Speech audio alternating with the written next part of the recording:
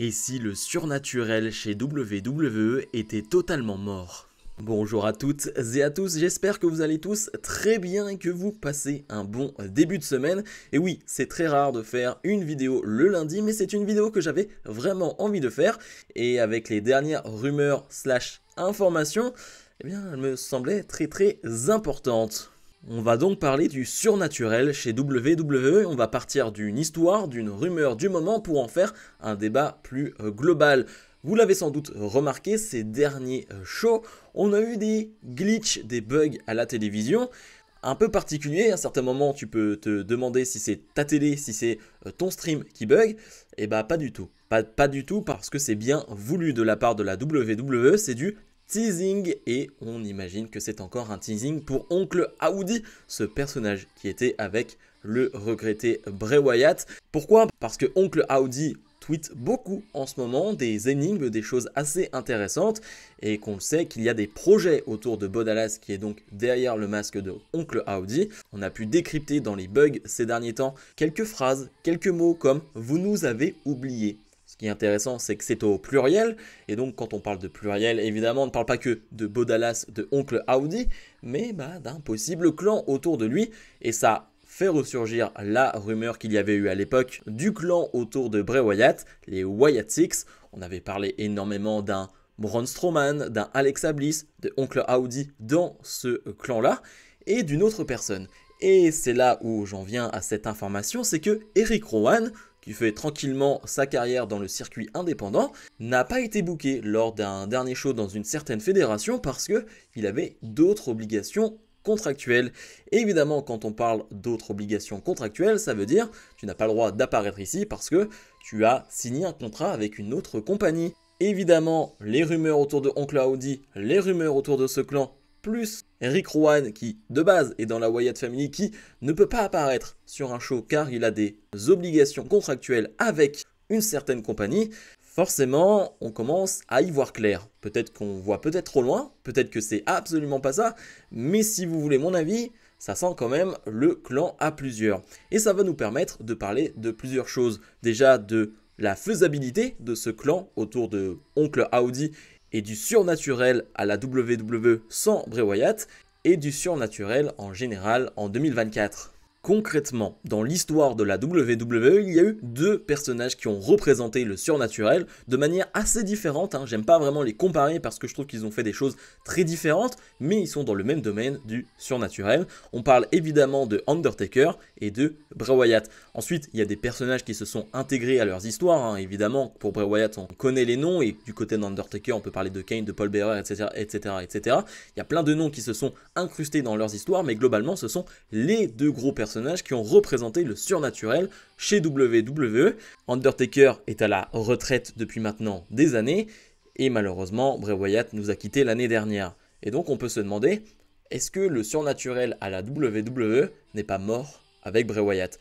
Parce que Bray Wyatt, depuis des années et des années, représentait ce surnaturel à la WWE d'une manière qu'on aimait ou pas. D'ailleurs, ce n'est même pas la question aujourd'hui. La question n'est pas de savoir si vous aimez ou non ce côté surnaturel, si vous aimez ou non les personnages de Bray Wyatt. Ce n'est même pas la question pour être honnête. Mais pour le coup, on peut se demander si le surnaturel n'est pas mort avec la mort de Bray Wyatt, parce que c'était le seul être qui était capable, on avait cette impression, de créer un engouement autour de ce côté surnaturel. On ne voit pas réellement qui aujourd'hui pourrait prendre la relève, qui pourrait prendre le flambeau.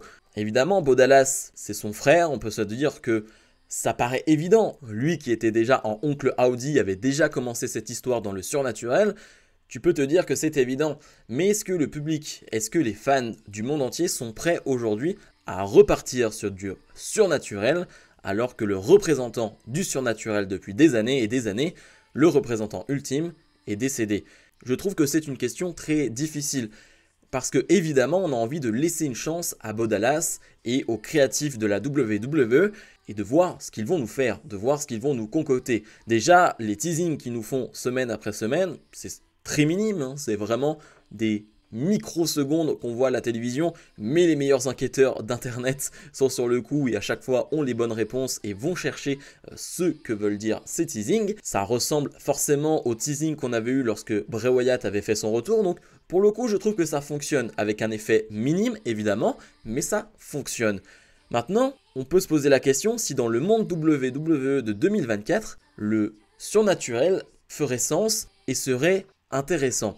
Parce que de plus en plus, la WWE veut s'incorporer dans un monde réel. Ils veulent faire en sorte que le catch n'est pas simplement un divertissement sportif, mais du pro wrestling, donc de la lutte professionnelle. Tout simplement quelque chose de professionnel, de réel. On le voit avec certains plans, certains changements. Par exemple, on voit l'arrivée des superstars avant les shows, comme s'ils allaient arriver pour leur show, pour leur combat, comme si c'était réel, et énormément de détails comme ça qui sont mis en place. Bref, on veut nous montrer que ce qu'on nous montre chaque semaine, chaque seconde, c'est réel. Est-ce que le surnaturel a sa place dans ce monde-là, dans cet univers-là? Je n'ai pas réellement la réponse. Moi, mon intime conviction, c'est que dans un premier temps, ce surnaturel peut fonctionner. Peut fonctionner pourquoi? Parce que c'est intriguant, parce que si c'est un minimum bien amené avec ce type de teasing et des bonnes musiques, des bonnes introductions, des personnages qui sont un peu effrayants, qui sont un peu dégoûtants, il y aura une intrigue, il y aura un certain engouement de la part des fans. Il y aura cet engouement aussi parce que, entre guillemets, on le doit bien à Bray Wyatt. Je m'exprime, c'est le frère de Bray Wyatt qui va prendre la relève de ce surnaturel, Bo Dallas, et évidemment il y aura une touche de sympathie au tout début. Parce que c'est Bray Wyatt, qu'on aime ou pas le personnage, Bray Wyatt est un homme aimé de tous. Vraiment, c'était l'une des personnes les plus gentilles du monde. Tout le monde le dit dans n'importe quel reportage, etc., etc. Donc, il y aura forcément quelque chose de très sympathique qui viendra de la part des fans dans un premier temps. Mais la vraie question, c'est est-ce que ça peut durer? Parce que bien évidemment, la hype va être présente au tout début, si ce n'est pas raté une nouvelle fois. Mais dans la durée, est-ce qu'on aura le même engouement pour un personnage créé par Bo Dallas qu'on a eu pour un personnage créé par Bray Wyatt? Et bah j'ai envie de dire malheureusement non.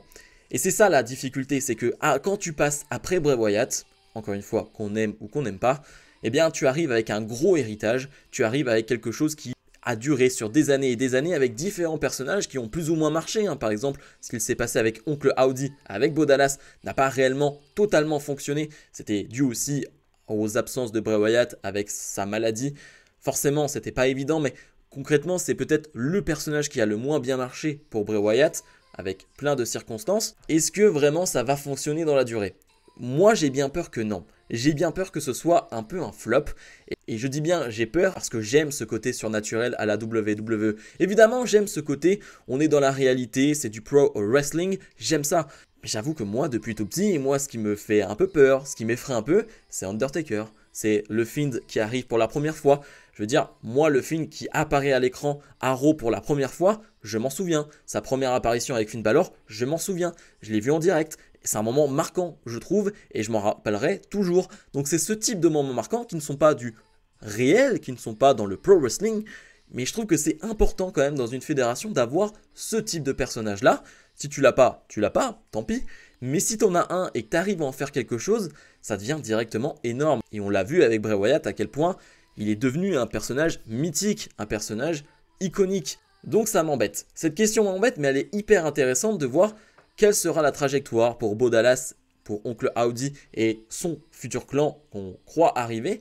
Parce que ça laisse présager du bon et du moins bon et beaucoup d'attentes et possiblement de la déception et une hype qui va très vite redescendre. On verra bien où ça nous mène. Moi, je suis intrigué dans un premier temps, mais moi, au fond de moi, je me dis, et je le sais très bien, sans Bray Wyatt, ça ne sera jamais la même chose. C'est triste, mais c'est ainsi. Bref, je vous invite à me donner votre avis sur cette question qui est un peu vaste, qui est un peu large, mais qui regroupe l'information autour de Eric Rowan, de Bo Dallas et de son futur clan. Dites-moi ce que vous en pensez. C'est très intéressant, je trouve, comme débat, de savoir quelle est la place du surnaturel à la WWE en 2024. Je vous invite comme d'habitude à mettre le pouce vers le haut, à vous abonner, et nous on se retrouve dès demain pour mon récap d'Euro. Salut, salut!